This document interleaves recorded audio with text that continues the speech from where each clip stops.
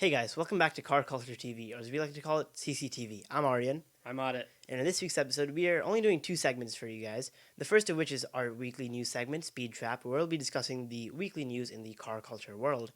And then we'll be moving on to Hot Take, where we'll be discussing one of the car trends that we have some interesting opinions on. And now, let's get into Speed Trap.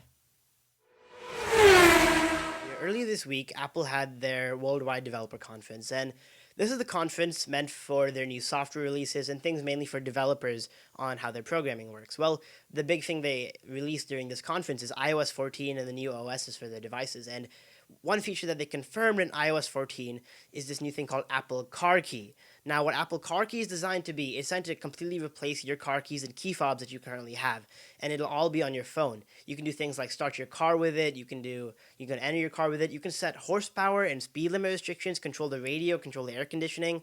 It's pretty impressive that everyone will eventually have this kind of technology on their phone with that new update coming around later this September. And those with an Apple Watch will actually also be able to do the same exact features. So, as of now, the reason there's a 2021 BMW 5 Series on the screen is because that's currently the only car this will work with as of today. But every BMW manufactured after July 1st will also be compatible with this feature, which is something crazy to look forward to. I mean, knowing BMW, they're probably going to charge over the roof for it because they love to have their subscription packages for things like Apple CarPlay.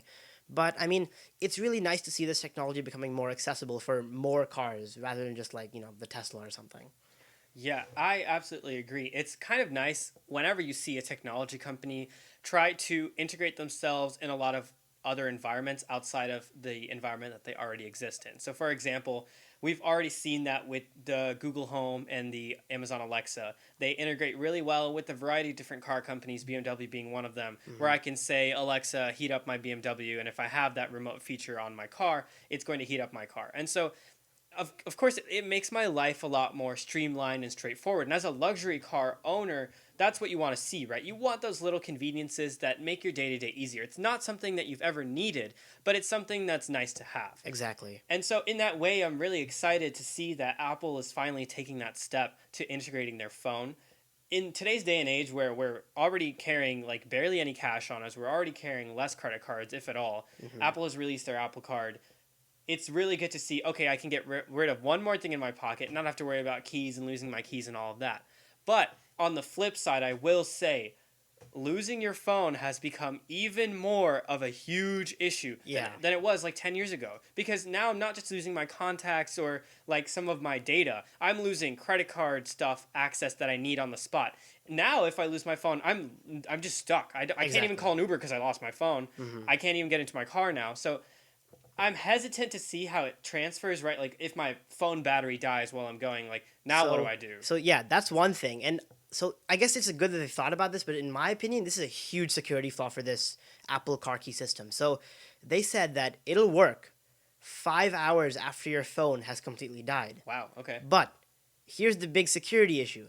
Let's say my phone gets stolen and then it dies. Well, that 5 hour period, well, I couldn't have been logging into it. So that means that if it's functioning after that 5 hour period, then that means that anyone who has my dead phone can get into my car. See, that's Wouldn't you really, say? yeah, like, that's really interesting because, like, with normal, like, Apple cards or Apple Wallet and, like, other Apple features where it's, like, something where you have to be within a vicinity and you have to touch it or whatever, they are using Face ID or fingerprint ID or at least a password at the very minimum to give you access, right? Like with Apple Card, if I want to pay for something, I have to take it over to the reader and then approve it with my face or with a Touch ID or something like that. For this to be working 5 hours after the phone is dead, that means it's not taking those Face ID or Touch ID inputs. In that, yeah, when it's dead, it's not taking that. So obviously it is for, I mean, when it's alive. But yeah, it's something to think about. If you're solely relying on that as your main thing, so you don't carry around a backup key, when your phone dies and if it gets stolen beyond that, you gotta wonder what's gonna happen when it's stolen.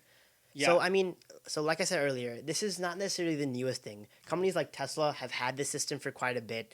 I mean, as you can see by this control screen here, this is a screenshot of the iPhone Tesla app. And yeah, you can control climate, you can control some music stuff, you can unlock the car, you can adjust your charge level and things like that. But I don't know, it is going to be nice to see it coming in new cars, but there's a lot of security issues. And with the Tesla app, you can't use it after your phone is dead, and every Tesla has some sort of key. The Model 3 has a card, the Model S and X have the physical key. So Right. I think that the system currently has a lot of gaps in it. And I think that we're definitely going to still have to keep our keys for a bit longer than we think we Mhm. need to get rid of them. So this isn't a end all be all for the key fob, but it's a step in the right direction. I completely agree. One thing that I'm concerned about going forward is cars have notoriously been very popular for thieves to hack into, especially using software these days, right? A lot of their remote key systems, even simple ones like the Nissan system where it's called the IntelliKey. You keep the key in your pocket, you walk up to the car and it unlocks when you press a button on the outside. Hmm. A lot of car companies do it, Mercedes, Lexus, you name it. And even those systems have been able to be hacked by basically computer software and devices that can replicate that transponder's Yeah. unique signal. So I wonder what type of replication software and encryption Apple has put on that end. And the thing is, the cars that do adopt this Apple key are all going to have the hardware, the chip in the handle, and the chip within Yeah. the car that can interact with the phone. So it's not something that I can just see with an update. Like my car has Apple CarPlay, Hmm. but I won't be able to use this key feature because it doesn't have that chip. Because most likely they didn't put the RFID in the right places and they didn't think about this beforehand because it's not a BMW. And so as of now, we're really just looking at a small scope usage of the design. But I don't know, in terms of security, I'm not too concerned for Apple doing it. If this was an Android thing, I'd be a bit more concerned. But Apple is just one thing they are known for is security. They practically invented security for personal devices. So I'm not too concerned about that. But yeah, you mentioned a good point with the whole radio frequency system with current key fobs. I mean, Teslas have been stolen all the time. There's a few reports that people just go up to the car, and if the key is close enough to the car at the time, they can replicate the radio signal. So Right. yeah, it's something to think about definitely with this new whole car key setup as we look into the future. I agree. I'm looking forward to seeing what happens, but very exciting to see that we're heading in that direction. Hmm.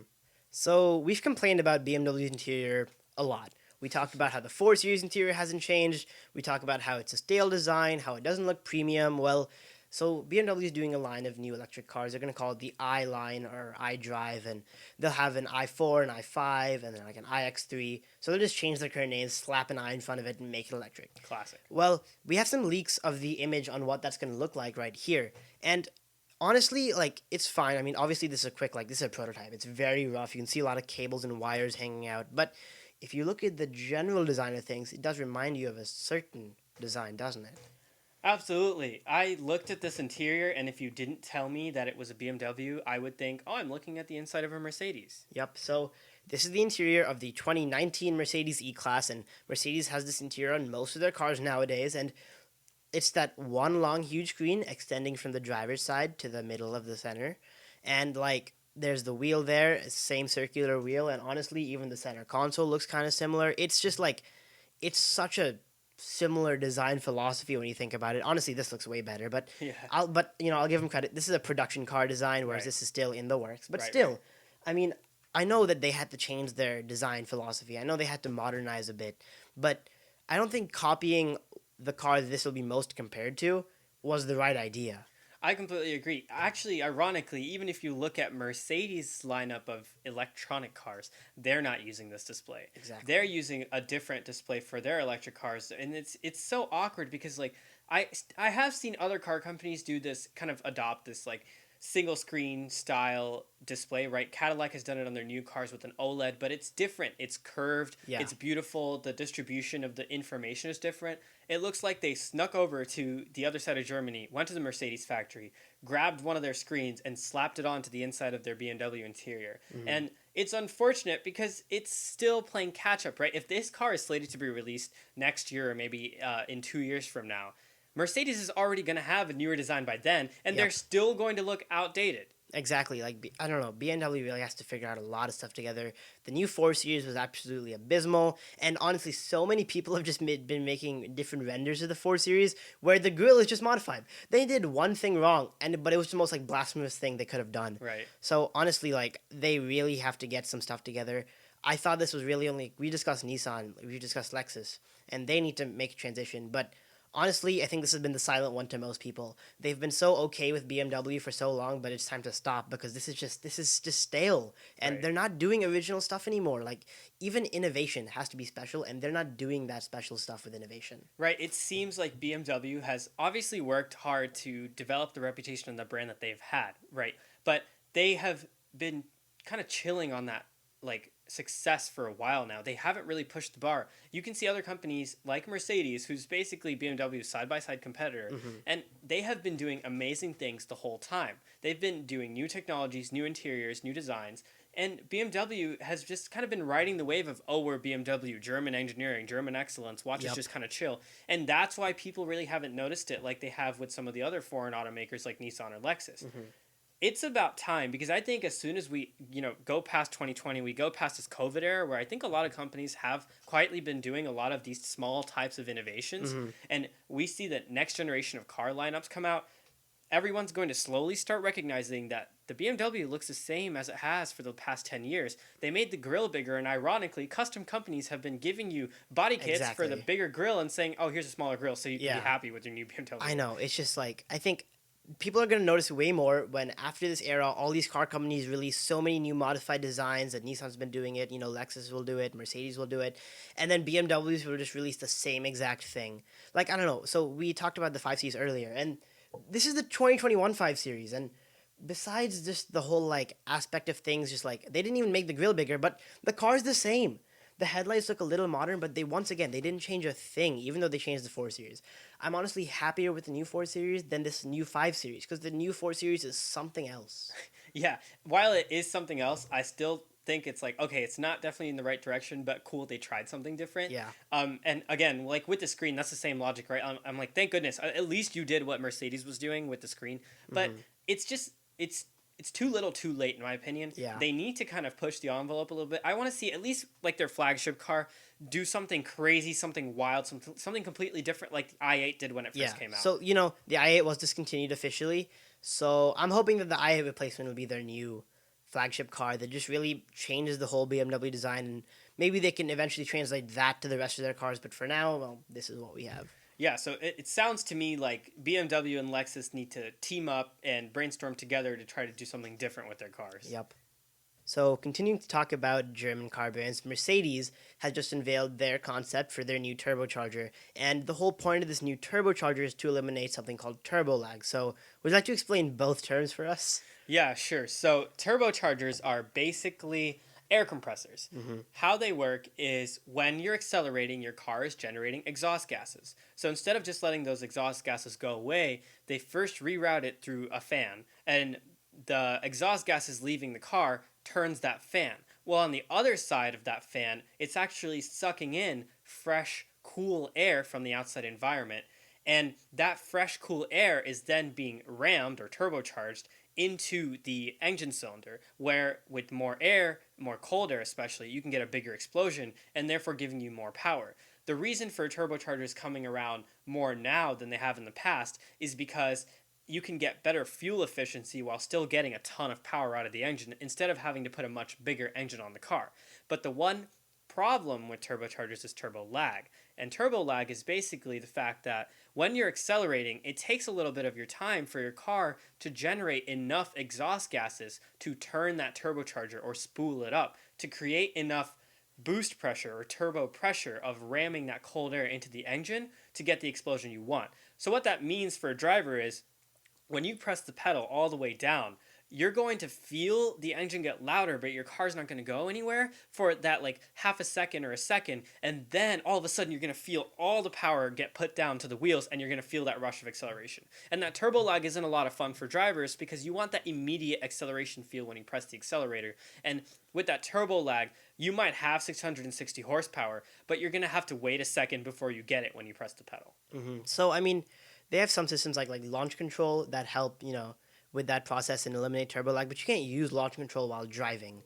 So this is Mercedes' new turbocharger design. So can you explain how this actually helps eliminate turbo lag? Yeah, so a lot of companies have been working, especially in the racing division, trying to combat turbo lag, because if you're on a racetrack and you want to cut past someone or you want to exit a corner really fast, the minute you press the accelerator, you want the acceleration of the car. You don't want it 1 second from now. That can actually be a little bit dangerous in a lot of settings. And so Mercedes has borrowed or really reconfigured really exciting technology from their Formula One team. So, as you know, Mercedes' Formula One team is the absolute leader. They've won the last 7 Constructors' Championships, which Hmm. is the team championships in Yeah. Formula One. They've truly dominated the whole era where they started using turbochargers for the first time in the history of the sport. So they're experts. Exactly. As soon as the turbocharger was introduced in Formula One, Mercedes was leading the pack. And one innovation that all Formula One cars have, but what Mercedes does really well, is called an MGUH unit. So that stands for Motor Generator Unit Dash Heat. Basically, what that means is in a Formula One car is when the engine is running, it's producing a lot of heat, as all engines do. Well, Mercedes is actually, and other Formula One car teams are actually taking that heat and using it to power an electric generator that is then allowing their turbocharger to start turning or sucking in cold air before the exhaust gases have to build up, therefore reducing and almost eliminating turbo lag. Hmm. Well, now finally, Mercedes has said that they're going to be releasing a very similar configuration, teaming up with Garrett Motions, a well known manufacturer of turbochargers, and putting it in their road going cars, specifically their 4 cylinders and their V8 cars, which is very exciting. So I've heard that Audi developed something a little bit similar, and they're still working on it. So how might this Mercedes one be different from the Audi one that they're developing? So, as you know, Audi does not have a Formula One car team. No. And so, what they essentially did, and something that people had on their minds for a long time, was they said, well, instead of using a turbocharger that relies on exhaust gases to turn that spool that sucks in cold air, why don't we just replace it with an electric motor that can turn really, really fast? And that way, when the driver presses the accelerator, we just send the command to the electric motor. So instead of waiting for exhaust gases to build up, the electric motor is going to do all of the turning, and that's going to bring in the cold air, and we're going to get explosion without worrying about the turbo lag. Hmm. The problem with that system is the electric motors don't respond super fast. You still have a little bit of lag. And especially when it starts turning really, really, really fast at the higher RPMs of a gear, the electric motor can't really keep up with as well as a traditional turbocharger did in terms of exhaust release. What Mercedes has done is really exciting because they've kind of created a hybrid, if you will. So a lot of the new Mercedes cars use a 48-volt battery system. So as you know, a lot of regular cars are using a 12-volt battery system, that standard car battery that dies on you, you need a jump start or whatever. Mercedes has replaced that system with a 48-volt system, which uses a slightly bigger alternator to convert energy from your car and your engine motion to store it as electricity, but now with a 48-volt more powerful battery than a 12-volt. So one thing they're going to do with that 48-volt battery is actually hook it up to a tiny electric motor that sits in the turbocharger housing in between the hot side where the exhaust gases are and the cold side where the cool air is pulled in. And what that electric motor is going to do is kind of that hybrid combination. When I press the accelerator, I'm going to get almost immediate turbo power because the electric motor is already going to be turning and getting me that cold air. But then at a higher speed, now that the exhaust gases have built up, the electric motor can take a little bit of a break and use the exhaust gases and that heat from the engine, like the Formula One car does, to turn that turbocharger at higher speeds. What that basically means for me as a driver is I'm getting more of that horsepower throughout more of that RPM range or that power band as they call it, which means that at lower speeds I'm getting that same oomph, that same acceleration that I can get at those higher RPMs that I used to get with a traditional turbocharger, which is going to just absolutely revolutionize the internal combustion engine and its power put down. Well, that sounds great. I mean, it truly sounds it's really groundbreaking as an innovation, and it's something that people will have wanted to combat for a long time, ever since turbochargers have been introduced into cars and have become more widespread. But companies like Mercedes themselves have made commitments, and so has Audi, and so is BMW and GM, and they've made several commitments. Mercedes specifically made a commitment to switch to all electric by 2039 or 2030, but in like a few 15 years, most car companies are committing to switch to completely electric models. So, Right. is this really an innovation that we need now? Is it timely? Is it too late? Like, what's the purpose of something like this being funded when everyone just wants to switch to completely electric cars where turbochargers aren't even in the question? So yeah, when I first saw that, and when this innovation came out, It seemed like, oh, it was too little too late, because inevitably we will lose the internal combustion, or the ICE engine as we like to call it, Hmm. and we will transform completely over to electric vehicle or EV platform. And I get that. And in some ways it seemed a little gimmicky that Mercedes was like, oh, we're moving our Formula 1 technology to the car, which is always really exciting. But people forget that a lot of really cool Formula 1 technology has been moved to cars and has become commonplace in day-to-day cars. For Hmm. example, power steering, Yep. disc brakes, Hmm. right? Those are huge innovations that every car basically has these days. And that was something that Formula 1 did first. Even on sport cars, paddle shifters, for example, that Yeah. was a Formula 1 car innovation. And so it's always really exciting when a company decides that, oh, we can actually take this very sophisticated racing technology and move it downstream into a more consumer level car, which is great. One thing that I do see is Mercedes pioneering this turbocharger while eventually they will have to do away with it. A lot of other car companies can start to adapt a similar architecture. Now, I'm sure Mercedes has a patent on this, Yeah. but we all know that car companies are very good about bypassing those and basically copying each other and having that technology. Hmm. So while Mercedes might be electrifying their lineup within 15 to 20 years, Ford isn't, right? Or for example, like a Yeah. Chevrolet isn't. And so they can start using these to still give us more power out of our engines while being, relatively speaking, more eco-friendly, because we'll still be getting better fuel efficiency. Yeah, I guess that is true. Even though Mercedes themselves might be switching to electric soon, we can't say the same for every car brand. But yeah, I still do think that this is an innovation that has come a bit too late in the pipeline. And the fact that they're even using electric motor technology, one has to think, why not just bypass the whole turbocharger and engine as a whole? Just switch to electric motors powering everything, which most car companies are slowly switching to. Right, and what I'd say to that actually is that the 48-volt system that Mercedes has brought on very recently, in just the past couple years, seems to be kind of their little test stage to see what they can do with electric technology, with Hmm. their little baby batteries in these cars, and what they can do in terms of harnessing usable electric energy while you're driving, whether it's regenerative braking or motion from the engine. So I really think this is just another step of them kind of playing with that ability, because like you said, inevitably they will go to an electric platform, but they want that transition to be seamless. It's not going to be like we hit 2039 and then the next day all Mercedes cars are electric. Yeah. And so in that way, I see this as an innovation that they're using to slowly work drivers into that electric platform, that electric comfort, and Hmm. integrating this with a 48-volt system is just one more step in that direction. Yeah, it almost just seems like one last throw in for the car people before they decide to switch completely, because Mercedes is committed to the car community, Yeah. quite so in terms of their exhaust sounds. They just love to make drivers' cars.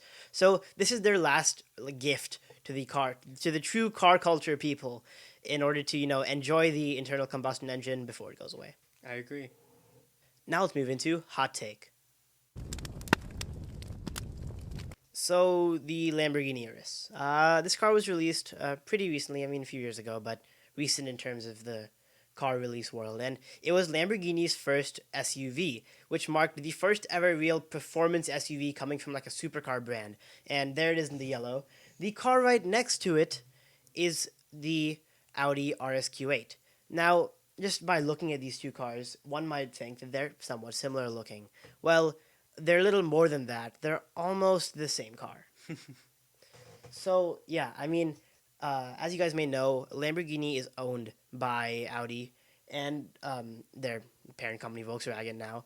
Well, the thing is, because of that, they copied the chassis, a lot of the interior, and the engine, and a few more things, because they're almost the exact same car. And to me, that's one of the most frustrating things in the world, because the Lamborghini Urus is designed to be the first ever SUV coming from a supercar company. But at the end of the day, it's really just a rebadged SUV coming from a company that has made SUVs before.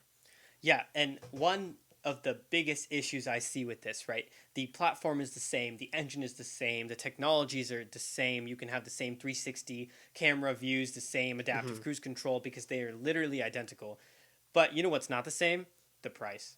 Exactly. So let's look into a few more pictures of the car before you just get into the price and some of the specs. But sticking to the interior for a little bit. So the front looks the same. The back is probably the most distinguishable part in terms of how similar these cars look. I mean, every time I feel like I see an Audi RSQ8 or just a standard Q8, I always think, hey, is that a Lamborghini? No, it's an Audi. Or hey, is that or sometimes when I see the Lamborghini Urus, I'm like, hey, it's a out. Nope, it's a Lamborghini. Wait, oh, Yeah. because you just don't think about it. And like you said, going onto the interior, it's almost identical. I mean, you have a few changes where the vents are, and the center console is a little different, but it's mostly the same. The pedals, the seats, the steering wheel, the digital cockpit. It's crazy how similar these cars are. But yeah, as you stated before, the one thing that's not different between these cars is the price. So, what do you think the Audi RSQ8 starts at? I'd probably say around $70,000 or $80,000. All right, and you're not too far off. It starts at about $114,000. Oh, I jeez. mean, it's expensive. It's a German car. They charge you a lot for stuff, and that price will quickly go up because you Right. can add things on. Yeah. It's how expensive car brands are. So I'm not too surprised for that price. Well, because the Lamborghini Urus is almost the same car, how much do you think that one costs? If the RSQ8 is 115,000, I get it. You know, they're Lamborghini. Probably around like 170, 180,000. Yeah, it starts at about 207K, and if you really wanted to buy one, it quickly ramps up to about 300. Jesus. So most of the ones you see on the road are going to be around 300. And the thing is, it's not worth that much extra. You have a Lamborghini badge. The exhaust is slightly better on the Lamborghini, in my opinion. But I mean, there's one small engine spec. Their Lamborghini Urus has a 4.0 liter V8 that makes about 600 horsepower or so, and it goes 0 to 60 in 2.93 seconds. So 640 horsepower and then 2.93 seconds 0 to 60. Pretty fast. Pretty fast. It's a performance SUV. And the RSQ8, it's a 4.0 liter V8, yet again. Same But engine. it only makes 590 horsepower, so we're talking about a 50 horsepower difference between the two cars. Kind of insignificant. But the 0 to 60 is 3.8, maybe because it weighs a little bit more. So yeah, it's a slower car on paper. But where do you think speed should be best measured? It's not in a straight line. On the racetrack. Speed is measured on a racetrack. On the Nürburgring, so the Lamborghini Urus came out before the Audi RSQ8. So it set the fastest lap time for a performance SUV, the Lamborghini Urus did. And then they took the RSQ8 to the track. So for a car that typically costs about 200K cheaper, you'd think it's probably 200K slower, Right, you know? right. You'd see it. Yeah. So maybe it'd be like 10 seconds, 15 seconds slower. Because that Which sounds is a about big right. difference in racing. It's a big difference in racing. Yeah. Honestly, but it has to be slower by some margin. 1, 2 seconds, just slower. A decent amount. Yeah. Yeah. The RSQ8 was 5 seconds faster on the Nürburgring than the Lamborghini Urus. It absolutely wrecked it, and the RSQ8 took the leading position for the fastest SUV on the Nürburgring, which is a huge accomplishment, but it's incredibly annoying considering it's 200K cheaper than the Lamborghini Urus. It's so funny because I could just imagine the Audi engineers sitting on the side of the racetrack looking at like the analytics and the metrics from the car, and they're like, "Uh-oh, we messed up. Uh-oh, he wasn't supposed to go that fast around the track." Exactly. Because you think that Audi had a lot to do with the development of the Urus. Absolutely. So you'd think that, they'd make sure to make the Urus worth that much. They have a lasting stake in the company. They own it. Yeah. But it's sad.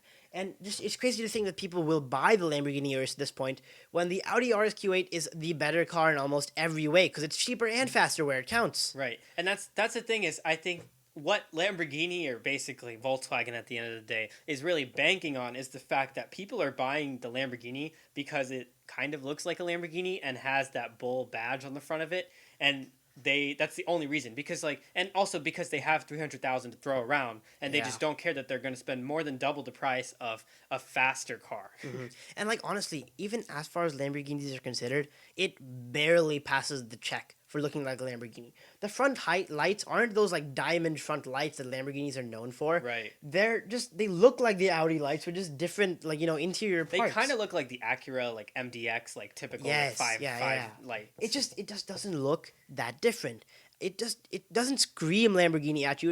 It looks like, oh yeah, that could probably be a Lamborghini. Yeah. But it doesn't scream it. And that's the one job of a supercar made by a company like Lamborghini. You're supposed to scream that name. Right. It should be outrageous. It should be like, what is that? It should completely stick out in traffic. And I've seen a Lamborghini Urus on the road. It was white, not yellow, to Yeah. be fair. But I was like, wait, is that an Audi? Wait, is that a Lamborghini? Wait, that's just an SUV. Oh, it's a Lamborghini. It's And sad. I've seen the yellow one too. In LA, I saw it just driving by one day, and it just didn't seem that different. It just looked like another SUV it was next to an Audi Q8 at the time. There was a silver Audi Q8, and this car rolled by, and I honestly didn't notice it was different until I saw the back and it said Lamborghini on the Right, back. right. And that's the thing is to a regular person that isn't crazy about cars and has the eye to spot a car, in a lot of traffic, like in LA on a highway, it's not really going to turn heads. And if there's one thing that a Lamborghini does, especially in the US, because you're not taking it 240 miles per hour on your regular highway, and you're not going 0 to 60 every 2 seconds, especially if you're stuck in LA traffic. Yeah. The one thing that a Lamborghini does well is turn heads, because you're doing it for the brand, you're doing it for the image, you're doing it for the clout. And right? Lamborghini understands that. The one thing they really like to support influencers and showcase that their cars are incredibly incredibly special. Right. And so if Lamborghini's going to go out there and completely copy the Audi platform, which is fine because they're not leaders in performance SUVs. I get it. I get why you did that. But at least make it so it turns heads and looks completely different. And I don't see it. Exactly. So you know what? Besides going beyond the part that it's the same car at this point, it begs the question, why are these supercar companies trying to create performance SUVs for family? Family people are not buying the Urus to take their family around. Right. No one is. Lamborghini customers like that uncomfortable supercar, crazy, blistering fast, unique look. Same with Ferrari. Ferrari's also developing an SUV. It's called like the Puro Sangue Pure Blood. Yeah. Well, that's like the rumor name of some. We'll get into that issues later. Right. But it still begs the question, why are performance companies making these SUVs? It's completely reasonable for Audi to make the RS Q8. They were already going to make the Q8. They had the Q5, the Q7. They have a full SUV lineup, for families. So it makes sense. Right. Same for Mercedes-AMG to do that, and same for Tesla. But it just doesn't make sense for a company like Lamborghini or companies like Ferrari or companies like Aston Martin to develop these kind of cars when that's not their market. That's the thing. It seems like, these really high class hypercar and supercar companies that are just designing cars because buyers are crazy and they're willing to put in six figures into a two-door car that's not practical, crazy gas mileage, and barely any trunk space because it's fun to be crazy. That's the whole point of a sports car. You're not doing it because it's practical, and you're definitely not doing it because it's something you needed. Yeah. They go and put out something that's like, oh yeah, this will be a nice lineup for someone's garage. Yeah. To be honest, if I had $300,000, I'm not spending it on an SUV. No. I can buy a Tesla Model X that's faster than both of these cars with Yeah. more horsepower and more features for $100,000, $120,000. That's true, yeah. And it's honestly a bit more practical and it's a bit larger of a car. But another thing I'd like to add that is constantly making me really angry at Lamborghini, because when you think about Lamborghini, they're the ones different from Ferrari. They're expensive and excessive because that's what a supercar is, but they're fair. Unlike Ferrari, who's just exorbitant, they don't care about their customer, they only care about themselves and their racing. Right. So Lamborghini is supposed to be the one that cares about the They're consumers. supposed to be the chill supercar guys. Exactly. Well, they unveiled the new 2021 Lamborghini Urus. There was nothing different, absolutely. It's the same exact car, which I understand. These cars don't get updated a lot. But they did change one big thing. They raised the price by $18,000 without changing a single engine spec, without changing the interior, without changing the exterior, nothing. I think just they raised offer the a price. couple more colors. Yeah, they just raised the price, and it just doesn't make sense. I don't get the direction that Lamborghini is going into this point. It's not a direction supercar companies should be going into. And what it really is kind of starting to show, in my opinion, is that Volkswagen, the parent company, is pushing Lamborghini, who is kind of this boutique supercar maker, into making consumer-style vehicles. Yeah. Because everyone knows that the SUV, the crossover, this style car market is the biggest market. It's absolutely dominating globally. And yes, everyone is buying a crossover or a sedan, or not a sedan, a crossover or an SUV or something like that. And so I get why these supercar people want a piece of that action, right? But it doesn't make sense for a company like Lamborghini, Ferrari, or Aston Martin to be putting out these cars because, first of all, they look ugly. Their Yep. design philosophy, you look at the Aston Martin DBX that has come out. Oh, it's hideous. Right? Or even the concept drawings that people have for the Pure Sangue. Yeah, they It's- don't look good. They just can't make their really cool, slim, sleek-looking sports car design translate very well to these bulky Chunky cars. crossovers. Right, Yeah. they look chunky, and they don't look chunky in a good way. No. And so they should just chill. I get that they want those sales, and I'm sure the Urus has actually been doing fairly well. But if you're just going to copy the Q8, then leave it alone. I get that it has to be way more expensive because Lamborghini can't sell a car that everyone can buy. That's not their brand. Right. Their cars are still meant to be somewhat exclusive. But if you were gonna make it so much more expensive, then you should have put that money in the car, not have pocketed the extra money Profit for margin. no reason. Yeah. It just doesn't make sense. But yeah, it's a really frustrating car. Yeah, it frustrates me. I really hope that if they're going to keep selling it, then they need to absolutely radicalize the design. They need to offer more engine specs. They need to definitely make it faster than the RS Q8 around a track. More power for sure. Yeah. All right. Well, you know what? That definitely is a hot take. I think we should end the Lamborghini Urus and we should promote the RSQ8. I had never thought I would say it, Yeah, but I think that's definitely true. I completely agree. Well, guys, that's all we have for today. Be sure to like, comment, and subscribe, and watch our previous videos for more car culture. Also, you can catch the audio version of our podcast on Anchor.fm and Spotify. And be sure to follow our Instagram at carculture_TV. And stay tuned for next week's episode. Thank you. Thank you.